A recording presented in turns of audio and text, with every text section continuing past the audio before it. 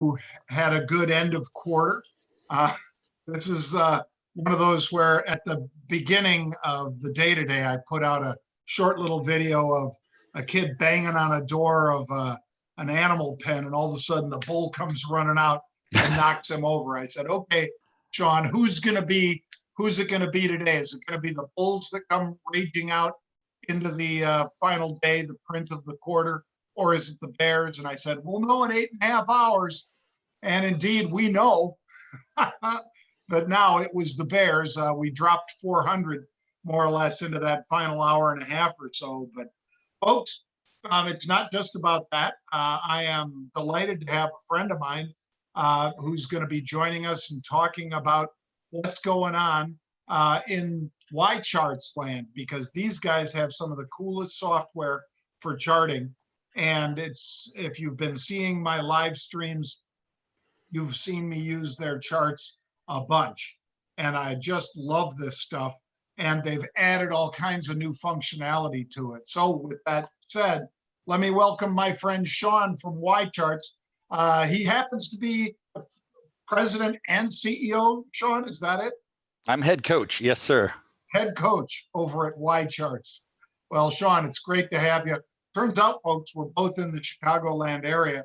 Sean's up in the northern burbs, and I'm here in Lincoln Park. And let's do a little back and forth, Sean, and show them some cool stuff. Yeah. I think you guys are going to love the functionality of Y charts because A, it's fast. B, it lets you compare so many different ways.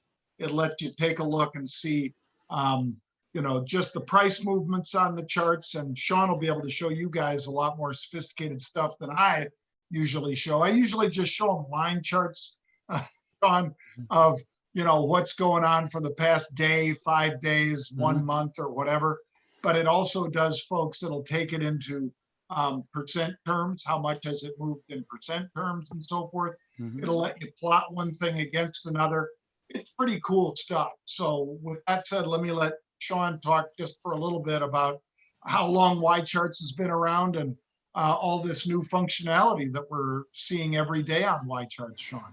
Yeah, we have been around. John, thank you for having me. This is awesome. Sure. And you are now visiting, business as usual Y charts has turned into business as unusual Y charts. And I'm talking to you from, I guess, global headquarters up in the northern suburbs, but 12 business days ago, we went 100% virtual, and it has been just an amazing time for all of us, and to take a company completely virtually and see that literally every statistics that we track has only improved dramatically. So it's been very neat.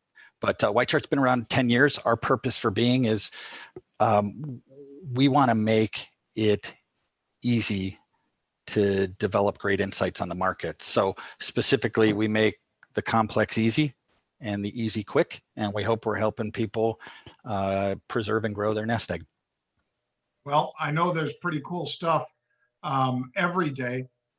If you don't mind, Sean, before we get into some of the really new stuff that you guys have, at least that I've been made aware of, if you wouldn't mind showing those two industrial stocks, Caterpillar and John Deere, because I wanted to tell folks just a little bit about these two, because we got to touch on it on halftime report with Stephen Tusa was talking about what he has seen, Sean, as far, and what his projections are for the industrial stocks coming out of the Corona slowdown, shutdown, and then the subsequent stimulus that's being thrown at the market to try to either stabilize it or keep people from laying people off.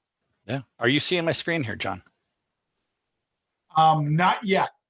Okay. Does he have those controls, Laura? I think there you go. Does. There we go. Okay, so you should be seeing my screen now, and I am for sure. So let's talk about this, right? This is a really interesting picture that's showing these industrials on the rise as a sector, as well as the specifics of Deere and Caterpillar. So what's your premise here? Well, this was pretty cool stuff, Sean. I mean, what Sean's going to show you guys is cool. And what these friends of mine at Camgian, which is CAMGIAN, that's if you guys check out that site, I'll have them on soon. But they basically, Sean, it's almost like a Mission Impossible movie or any of the modern spy thrillers. You know how they go into a city and from some remote location, they start using all of the available cams that are up on buildings or people's cell phones as they're walking around, you know, with their cell phone, and they're sitting there, all of a sudden somebody sees something behind them, you know, because and we all know that that's a little beyond where we are right now, but there's a lot of this being applied right now, folks, as far as surveillance cameras and so forth. These guys in particular shot me some great alternative data, Sean, about the trucks that are coming in and out of Caterpillar, AGCO, and John Deere. They did it for a whole bunch of others, but I focused on those three because of the type of manufacturing they do for farming and for construction. And these guys are deemed extremely important to the economy because of their supplies to farmers, which we have to keep supplied, as well as on the construction side, because the president today was talking about a $2 trillion stimulus package for infrastructure. So anyway, with all that said, Sean, what these guys can do is they can take hundreds and thousands of those surveillance cam videos, use a combination of machine learning and artificial intelligence, as well as human intelligence. All of those cameras then, they take a look at everything moving in and out of those three manufacturers I talked about, Caterpillar, John Deere, AGCO. And AGCO is like International Harvester and all that.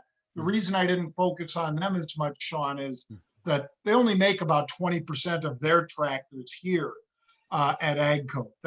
So this is not I'm prejudiced against them because they're manufacturing outside of our country. It's, well, if only 20% of their stuff is manufactured here, it could skew my results too much. So instead, I focused on the other two.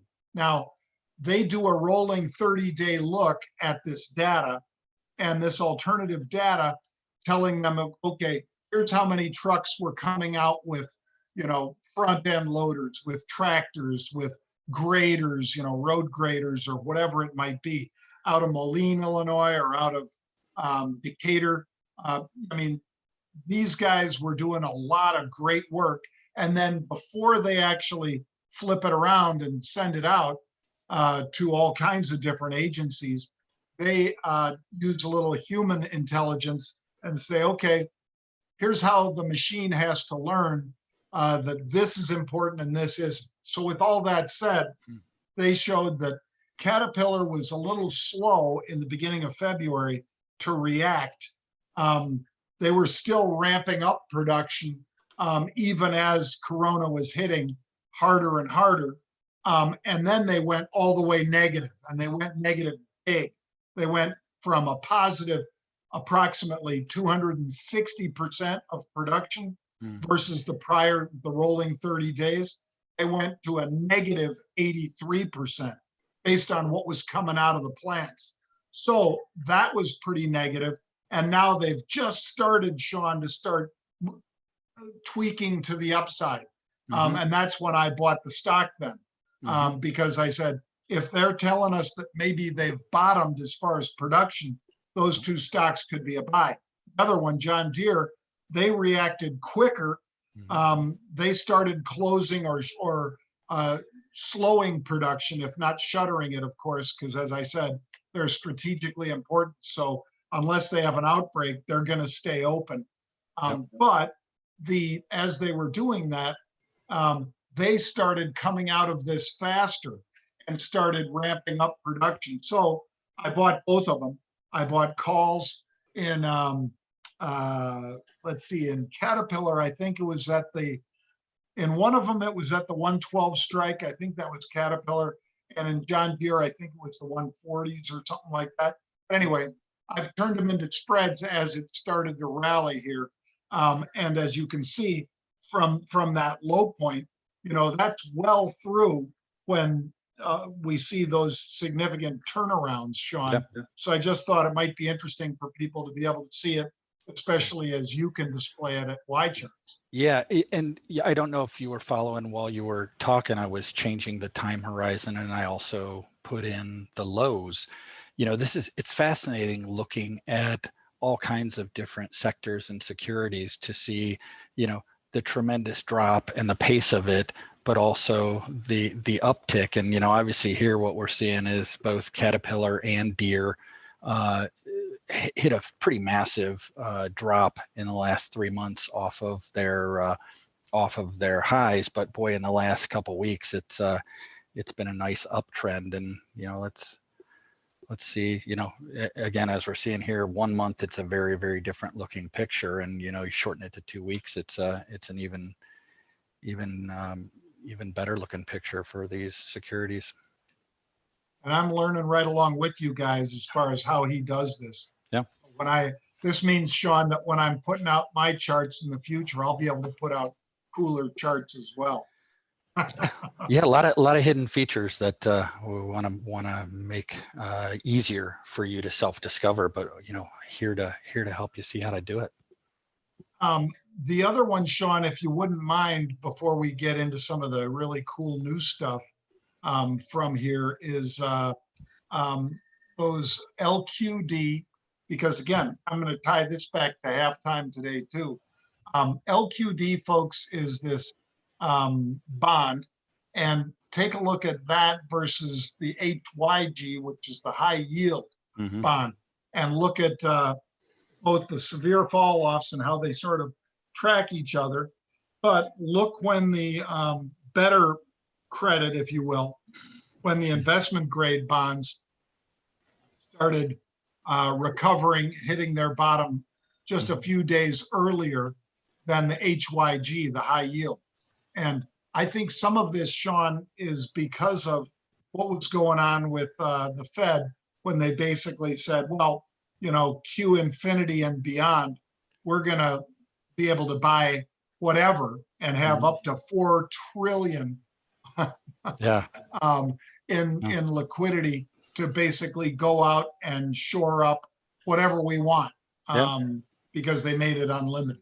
Yeah, it's the broader theme of a kind of a flight to quality, right? And this is a dangerous time to be in high risk anything.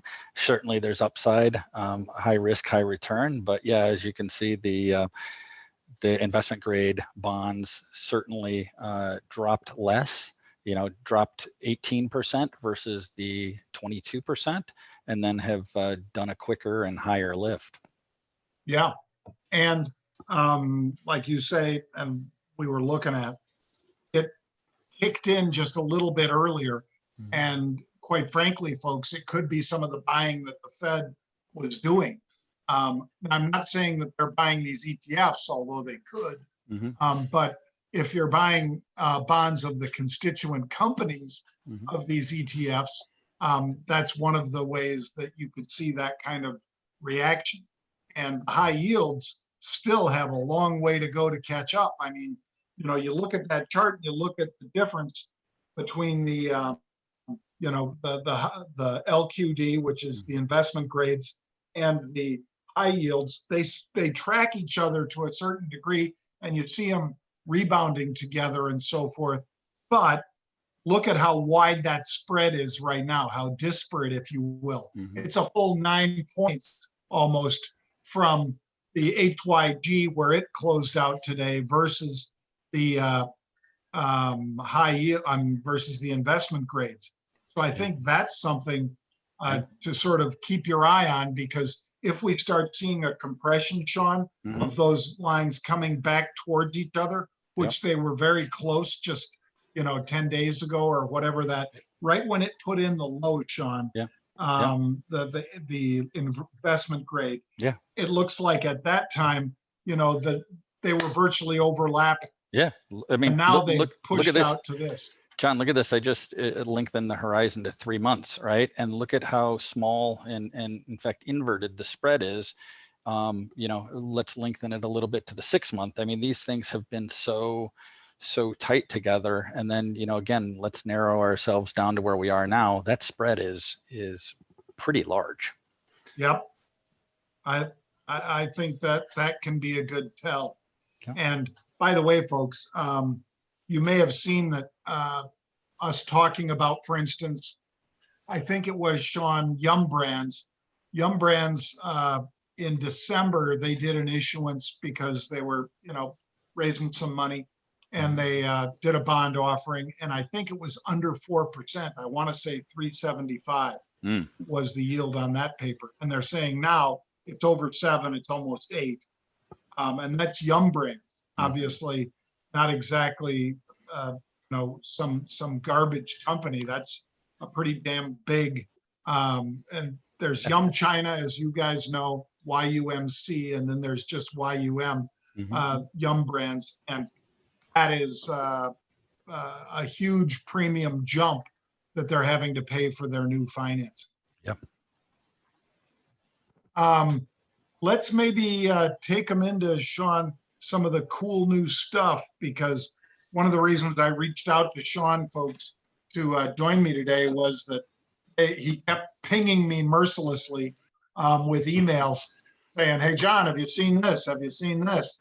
And it was all really cool stuff about COVID-19, which of course, you know, the coronavirus and some of the various ways, sorry about that, that they've shown us to express what's going on in there. So if you wouldn't mind, Sean, let's show them through that. John, I love the fact that we're all getting used to this new world where business and personal life intermingle. Like your voicemail, you know what? We're all human now, and I was on a board related. That's a crazy voicemail, isn't it? I was on a board related call the other day, and I'll be damned if my dog doesn't start barking because the trash guys were driving by, and my kids are saying, tell the dog to be quiet because, you know, it's interrupting my e-learning. And I'm like, well, I'm on a board call, guys. Can everybody just tone it down a little bit? But yeah, let's John, you want to take a look, you want to start with some macro stuff, or do you want to take a look at the coronavirus stuff? What would you like to take a look at first?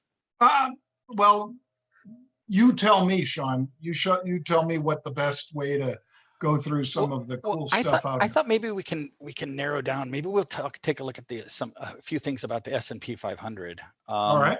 So like, let's take a look real quick. And I pre-did some of these charts because just to save us time and not have me enter in titles and all this stuff on the fly. But like, look at the S&P 500 percent change, and then the purple line is S&P 500, and the orange line is the VIX. So like, we're obviously seeing huge dip in the S&P 500 in relation to past performance, and obviously seeing, you know, a heyday for volatility. We haven't seen volatility like this in a long time, but I do think people lose a little bit of perspective on the volatility when you look at the S&P 500 over a longer time horizon. Like, look at this. This is the S&P 500, the dip we had to 23.67%, which is where it is now, down into the 30s. But let's back up a few years, because so many people have this really short time horizon, are saying, wow, woe is me, woe is my nest egg. Do we remember 2008? Look at how low we dropped in 2008, almost 57%. Back up to, you know, the late 90s, 2000s, and you can keep packing up past that. This is, you know, the 1987s. This has been a bad drop, but widen your range a little bit, and this stuff happens, and we're in it right now. And you and I have been around the block a few times, John. I guess I'd probably speak for you. Yeah, this isn't a pleasant drop, but, you know, this also isn't new stuff for any of us, right? Right. Very true. The other thing I wanted to show you with the S&P 500, though, is the drop that we saw, I think it was March 16th here, that was the worst single drop that we've seen, right? I'm keeping the same time horizon, saying the greatest jump was in the 2008-2009 timeline, jumped up 14.5%, and we dropped almost 11% on March the 16th. So neat, interesting things that that help us understand a little bit more about just how volatile things are. And the other thing I'd probably want to show you is this chart is showing us the VIX and the unemployment jobless claims, right? The unemployment claims jumped absolutely dramatically. Usually steady state on when announcements is a couple 100,000. Unemployment claims jumped up to 3.3 million claims, in the last reporting. So these are some really, really massive single spikes but if you just hone in on those couple days, you're terrified. But again, if you extend your time horizon, I think it comes back into a little bit of perspective. Yeah, and we're going to have a big one Thursday with the jobless claims again, because that comes every Thursday, folks, unless it falls on a holiday. Every Thursday we get that jobless claims number. Yep. And we think about at this point in time, right, there's a lot of the trickle down that we would expect to happen. Employers whose businesses may have been impaired maybe for a couple weeks said, well, I have a real commitment to my employees and I'm going to keep supporting them.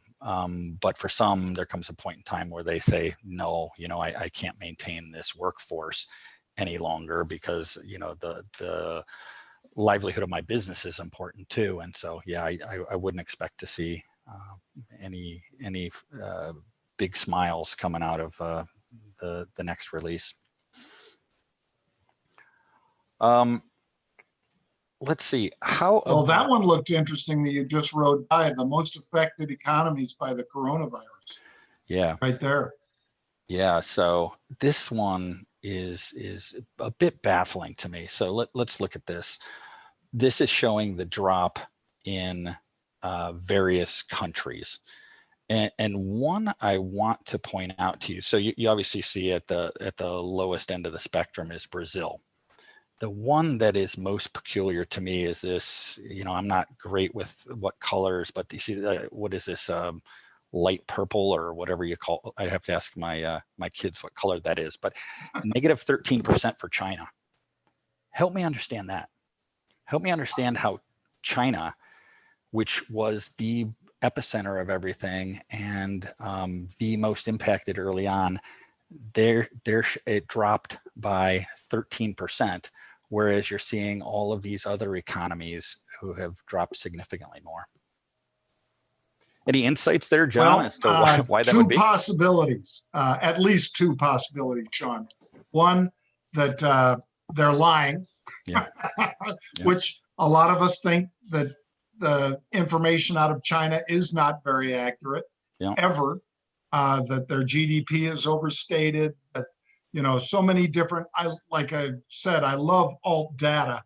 And I love the way, for years, one of the bits of alt data, folks, had been electricity use. They tried to figure out, okay, if China's really growing at 6.5 or 7% GDP, then they must have X amount of consumption of electricity in order to produce what they're producing to sell and so forth. Well, that is one bit of alt data, but of course you can leave lights on, if you will. You can even leave machines running in some cases. But I think that there's a lot of doubt about the numbers that we get out of China. I think the other is that they've probably spent a lot more time manipulating their market than we have manipulating ours. I'm not saying we don't. I mean, clearly right now, the Fed is manipulating the market, and they're more or less trying to do it to our benefit. Perhaps China thinks the same thing on their end, Sean, but they're trying to manipulate the market here by putting these outside forces to keep big companies like American and United from laying off more than 25% of their workforce, or whatever you have to do to qualify for certain loans and all that. Some of that is small business or SMEs, small and medium enterprises. And some of that is for the biggest ones, like I mentioned, American or United, that are going to be going for $12 billion bailouts and things like that. So we're not going to be able to use it to buy back shares. Share buybacks have been a big thing over the past decade, Sean, to keep us at high levels. We'll see whether or not, if you eliminate a lot of those share buybacks, exactly how robust the market is. I think we can bottom, but we might not see that much of a V. It might be more of a leaned over, and moving this way rather than a V like that. Yeah, John, while you were talking, I just created, there was you mentioned some things about China statistics and maybe the accuracy. I like most are really skeptical of China statistics. I just quickly showed the China coronavirus cases versus the other three most impacted countries, the US, Italy, and Spain. Unfortunately, the US is the orange bar, which is not a great one. But as you can see, supposedly our cases have almost doubled the Chinese cases, which have completely flatlined. So I'm highly skeptical that we've received transparency from China on all this. But you also mentioned something that is an interesting one for me. Let's take a look real quick at Boeing. Okay. So, man, talk about a company that's faced the perfect storm between their faulty aircraft, whatever the 747 Max, and now you face all of the other issues that are going on with the market in general, and then specific to airlines, right? So Boeing had dropped all the way to 76% off of its high, and this chart is a percent off high chart, and I don't know if you can see here, but I can put the percent, I can put the original price, percent off high, or what's the growth of 10,000. The interesting thing here is I think a lot of investors are deciding what kind of bets they care to place on the long term for Boeing, right? Like, do any of us think that a monopolistic US-based airplane manufacturer is going to fail? Is that in our national best interest or national security for an airline like this to fail? And I think there are a lot of investors on both sides of is this a huge investment opportunity for me right now that'll pay off over a 12 to 24 to 36 month horizon, or is this yet to bottom out? I guess I'd be interested in your perspective. What are you thinking at the gut level about Boeing?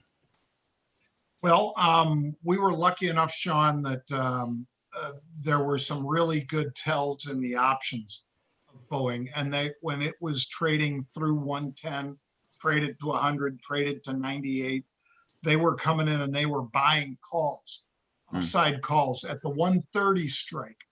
And as we like to say a lot, there's so much information embedded in an option trade, especially since we're talking big option trades. Somebody, Sean, buying 5,000 contracts, 10,000 contracts, that kind of stuff. I believe they bought 5,000 lots up at the 130 strike in Boeing when it was just beneath 100. And I can't remember if those were August or April. I believe they were, or they might have been May. But in any case, you have, of course, the option gives you the right to buy it at the strike price that you own. So if they bought the 130 strike, they have the right to take it from you at 130. So strike price out of the money by a lot, 30% out of the money strike price, and they're buying huge numbers. Time frame is also embedded in that data. The leverage that they're getting, because instead of, for instance, a million shares of Boeing when it's a $100 stock is $100 million. We can all do that. If you buy, on the other hand, an option for $3 and you buy 10,000 of them, you control a million shares of stock from 130 to wherever it goes. And what they did, Sean, was those calls went 50 some odd dollars in the money in just days on this bailout. So they went from that level, like I say, with the stock at 98, to all of a sudden the stock jumped into the 180s, making those 130s, the right to take it from somebody at 130, worth at least $50. Huge trade, huge trade.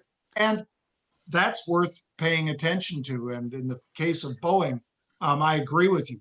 It's a duopoly. You know, there's Airbus and Boeing. Then there's a couple regional jet makers like Bombardier. But there aren't a lot of, there's not much competition in the big jet and transatlantic and all the rest, trans-Pacific sorts of jets.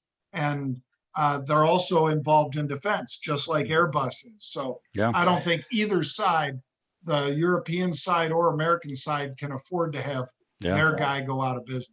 Yeah, you know, and it'll be interesting what the collective mindset is on things like isolationism going forward, right? Because there's whole schools of thought that says that, you know, when we all as a globe get out of this situation, maybe there are some domestic policies and some openness to trade, and you know what's really important to us is going forward, vitally important for us to produce 10 million masks for healthcare workers.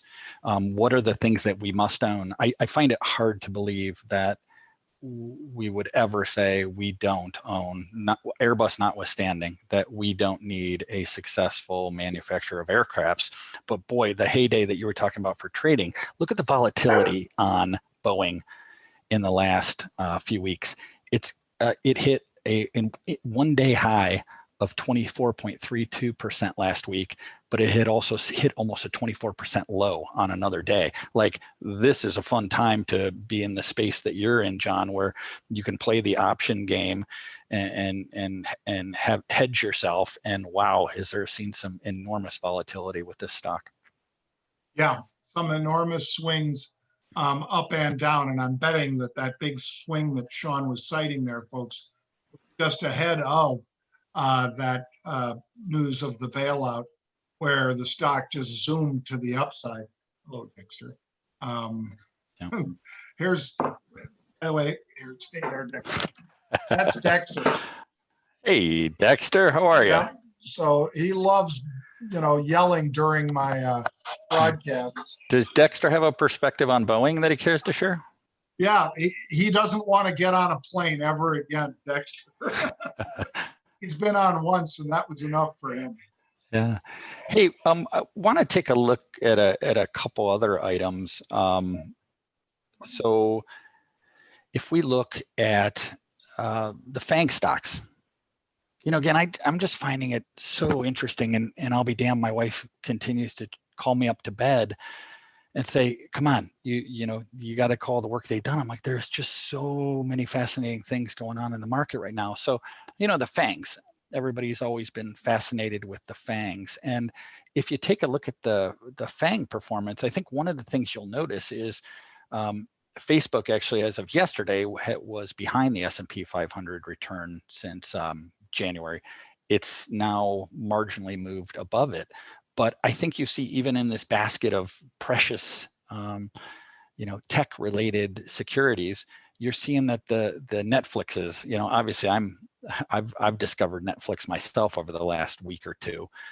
But, you know, you're seeing Amazon's at the absolute boom for their business side of things. You're seeing others that are slightly outperforming the market. And then you're seeing Facebook, you know, social media is not necessarily of the same value to America at this point in time, or on a go-forward basis, as some of these other tech companies are. Yeah.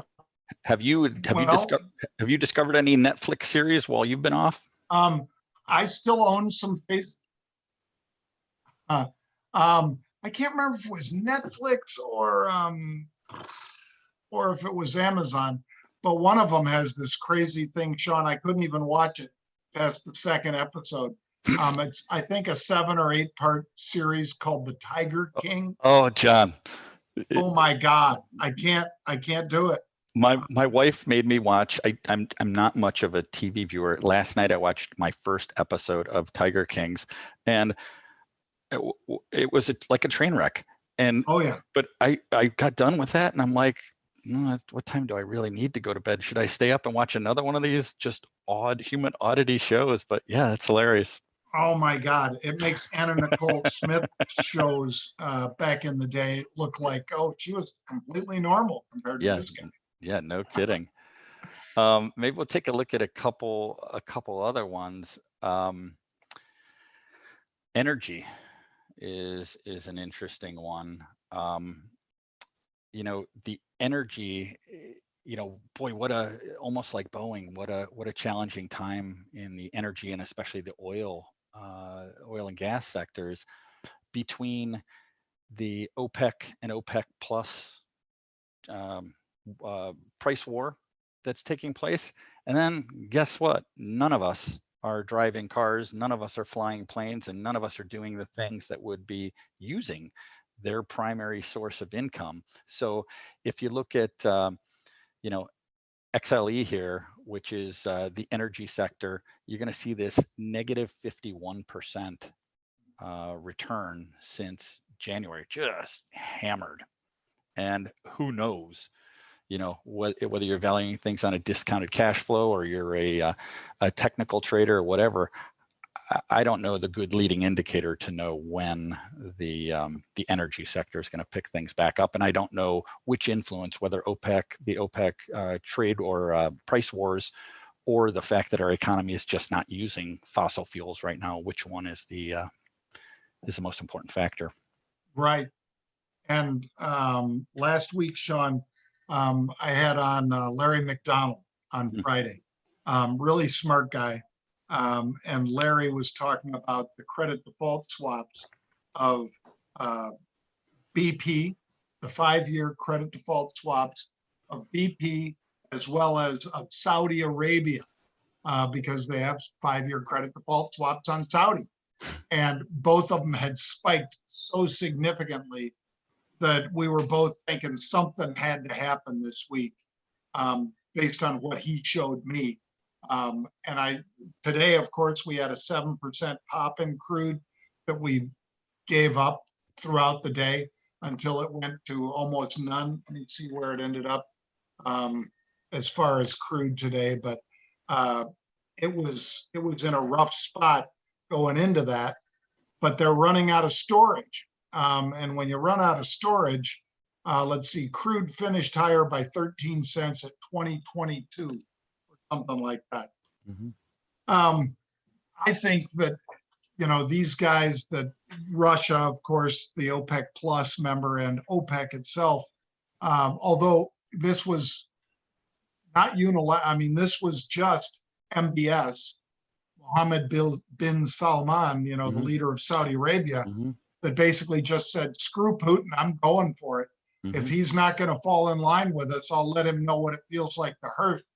And, it's literally like mutually assured destruction, Sean. Yeah. They both put the guns to each other's heads. And, ultimately, we will be some of the beneficiaries for a while. But right now, they're just pumping out crude oil they virtually ran out of floatable storage or land-based storage. Yeah. There's nowhere to put it. Yeah, this is incredible. While you were talking, I pulled up the WTI versus Brent crude, and it's incredible, and it also ties into. We should take a look. I pulled something up for the top 5 performing stocks. Let's see, top 5 stocks since the top. So S&P 500. What are the top 5 performing stocks? Interesting. So S&P 500 down 23.38%. Cabot Oil is an interesting one, right? This is a natural gas company. So, the bet is, on while these battles are going on, maybe there is a turn towards natural gas. And then, not surprising to any of us, I thought it was kind of humorous in a sad way. Other highest performing stocks, Clorox, right? All of their products for helping us keep surfaces clean and bacteria or virus free. Citrix, I assume to be associated with all the working from home and everybody who needs to port their application to be a working from home, or how you're going to access it with security. And then, pharmaceuticals companies that are either involved with testing and test-like things, or supplying the medical field. Since the big dip, these are the 5 stocks that have performed the best. Yeah, amazing, and well deserved. I'm sure Netflix isn't too far behind in there, because boy, Netflix that you mentioned just a moment ago has just been such an animal in the face of all this. There you have it. Yeah, so let's check a couple more out. Let's just pull. By the way, and then you've seen the humorous thing about, so Zoom video is obviously the application that is a lot of American businesses are using right now. Netflix really has over the last couple weeks started to make a nice. Actually, the last week started to make a nice jump. I don't know if you've seen. I find the Chinese company Zoom. Yeah, I'm gonna get rid of a lot of the stocks I had up here and just show you the 2 Zooms, right? This other Zoom, which I think investors are getting mixed up in, which is Zoom Technologies, is jumped 245% over the last month. 54% over the last month, had a huge jump. Investors got mixed up. Assume the ticker was ZOOM. People jumped in. It's a nice mistake to have made. I reflect on that. Somebody made that mistake. They far exceeded the return they were likely due if they had bought the right company. Yeah, yeah. We should all have such good fortune on our mistakes. Maybe if you could, Sean, I know that there are a whole host of coronavirus related charts that we can look at that you guys have added just recently. Yeah. Or at least I found them recently, and you kept pinging me with, John, you got to see this. Well, I think the coronavirus is having a tremendous impact on capital markets, right? So why the hell would an investment research company put coronavirus statistics in? Because it's driving a massive amount of volatility in the market. So we think it's important that people understand these statistics and are able to map these statistics and maybe the leading indicators of us all becoming healthier to the to indices and other things. So I'll just pull up on the coronavirus statistics. Let's just look at New York. I'm just picking a state. We can go state by state, but there's some things, a whole bunch of statistics we can take a look at here. I try to stay away from the coronavirus deaths statistic, but people tend to want to understand that. I more spend my time on the leading indicators, which is cases, tests, and things like this. And it seems to me, and I don't work for the CDC or the WHO, but we dramatically need to increase our number of tests and our hospital beds, and the capacity. And I'm seeing such amazing innovation in America right now that I'm awed. I hope it can go quicker, but I am awed by the innovation. Like I saw something out of MIT that said they have an open source way to develop a respirator for $100. I saw some New York hospitals who have taken respirators and found a way to split one respirator into 2 to save 2 lives rather than 1 if we're in a world of constraints. You've seen these announcements about new test kits becoming available that don't take 2 days or a week to get a test. You're seeing things like 45 minutes and 15 minutes. And the thing that's so hopeful and promising for me in America is that our brightest minds seem to rise to the occasion. Our best companies seem to rise to the occasion to solve these problems. And I guess the small role we play, because my staff isn't good at developing respirators, and we're not good Nor at are we. we're not good at saving lives, but we're pretty good at helping people see what all this data is all about. And I tend to look at on a state-by-state basis and say, what do the leading indicators here look like?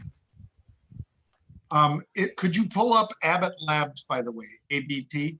Yeah. Because Sean, ABT, the reason for this one, folks, of course, is over the weekend, they said that they have this 5-minute test and that they got the go-ahead from the FDA to, on an emergency use basis, begin producing these in mass quantity. And when you see this jump, which from the 23rd of March when it was 64 to, it traded, I think, over 70, I'm sorry, over 81 just recently on that big pop. Yep. And the announcement, I think, Sean, was made Saturday when the markets were closed. Mm-hmm. But when you look at that, I think they're capable of making 50,000 of these machines per day, and then delivering them out to folks. There you see that some of the pops that you've seen out of Abbott. Johnson & Johnson has some positives too, but I think these were two reasons we had some of the optimism we had yesterday. And I think today is, as I said at the top of the broadcast, just a question of who needed to even up the positions on the rebalance. Was it the Bulls or the Bears? Seemed likely it would be the Bears. And if so, we might see a nice opportunity tomorrow. But again, we're going to have to see exactly how much people are willing to hold into what's going to be a pretty bad number on Thursday. As long as the range is still that big, which it was last week, Sean, people were saying to me, I don't understand why the markets are reacting this way. And I said, because the range was 1 million to 5.5 million. It came in at 3.2. It didn't press the upper end of the range. As bad as it is, a new record as it is, the old one was, I think, under 800,000. Coming in at 3.23 million, that's still better than the worst case scenarios at Citigroup and some other folks that put their numbers out there. Yeah. Yeah, one of the things I like to take a look at is we've got these model portfolios, and pulling this up,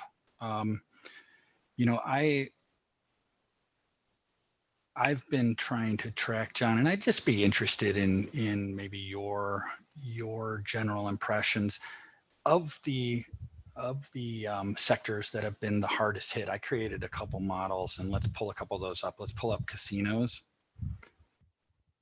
Let's pull up cruise lines. Let's pull up hotels.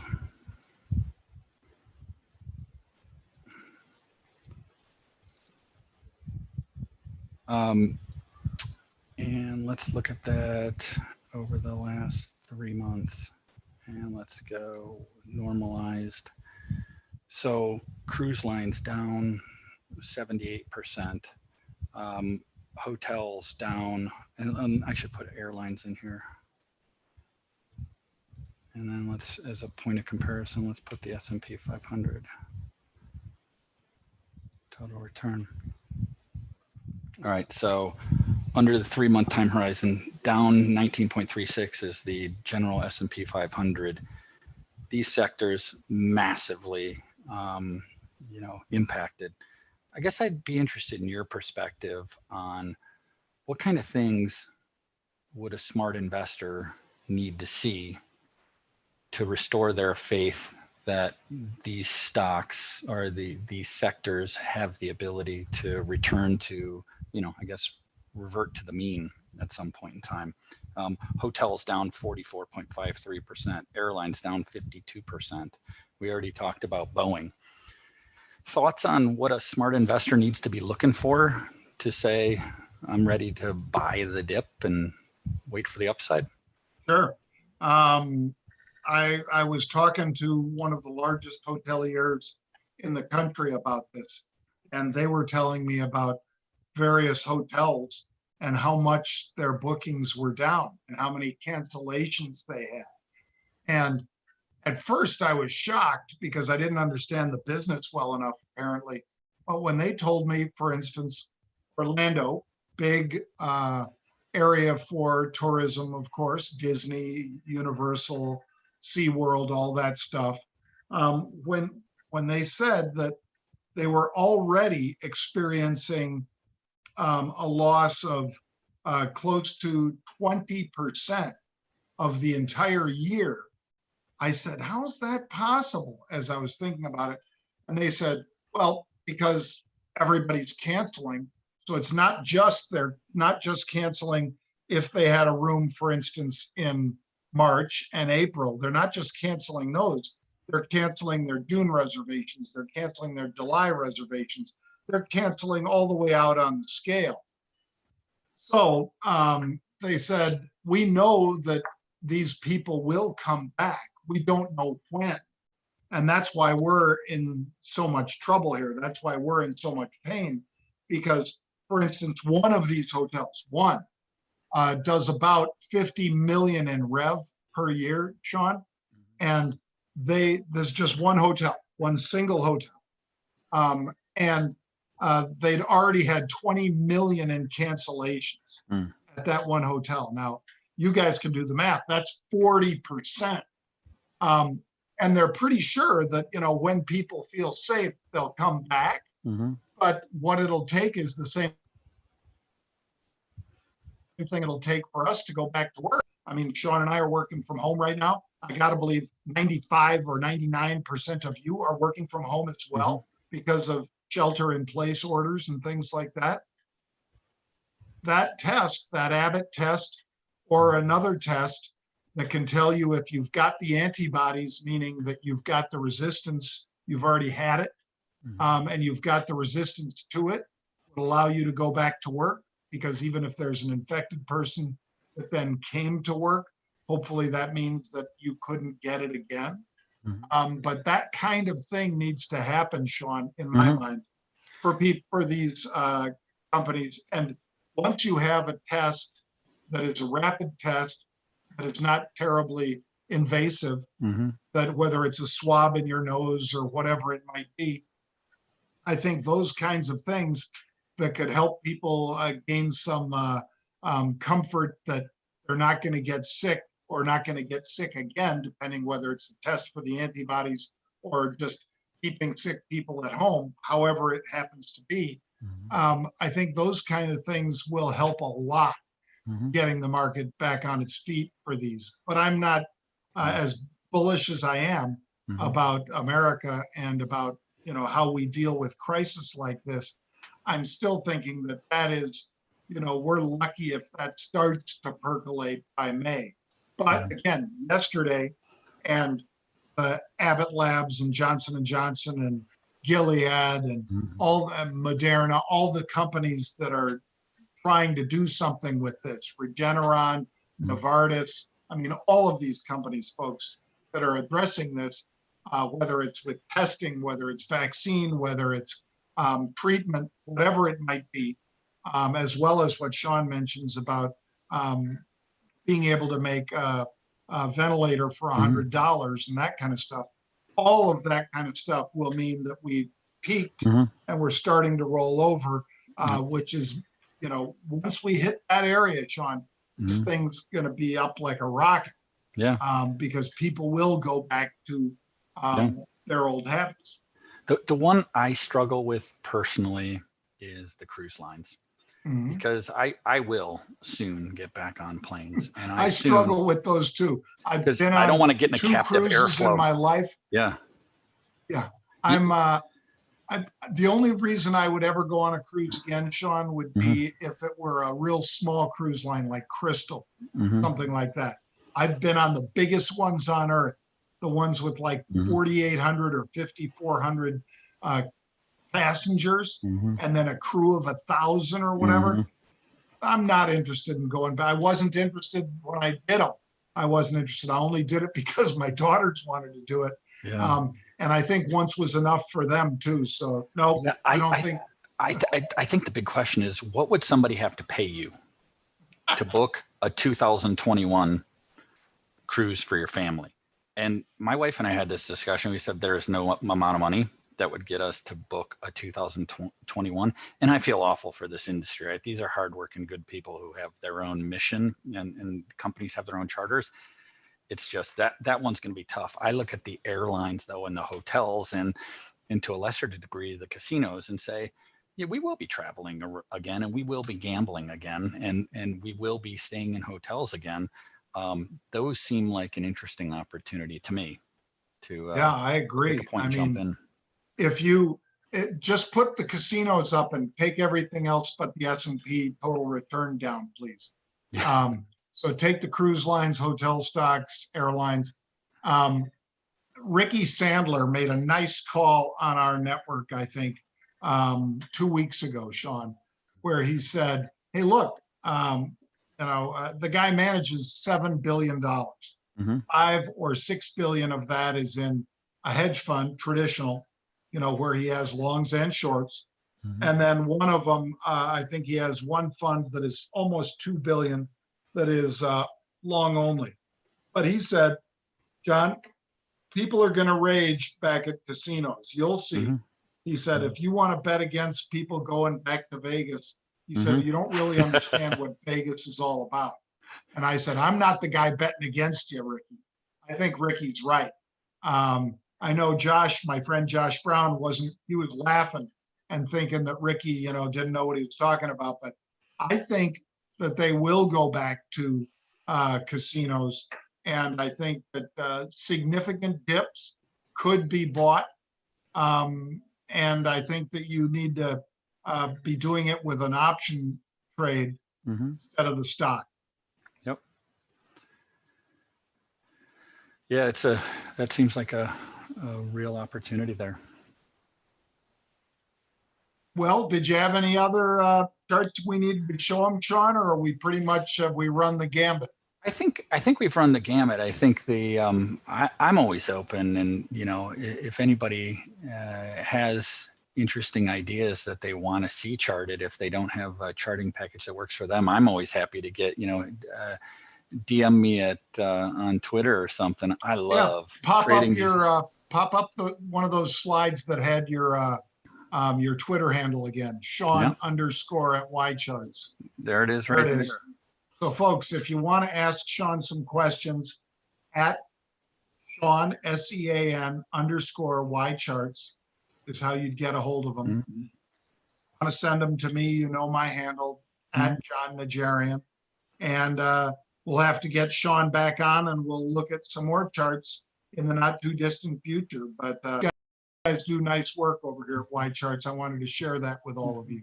Hey, John, thank you for having me on, and to you, your family, and to all of your listeners. I hope everybody's safe. Widen your charts, and you'll see we've been through trauma before. We'll recover from this, but in the meantime, let's all bunker down and stay healthy and enjoy the small moments. Exactly. Great advice. Thank you, Sean.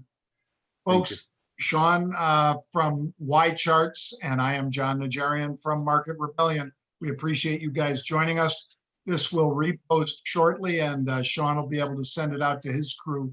We'll get a link to you, Sean, shortly. Thank you very much, everybody. Have a great night.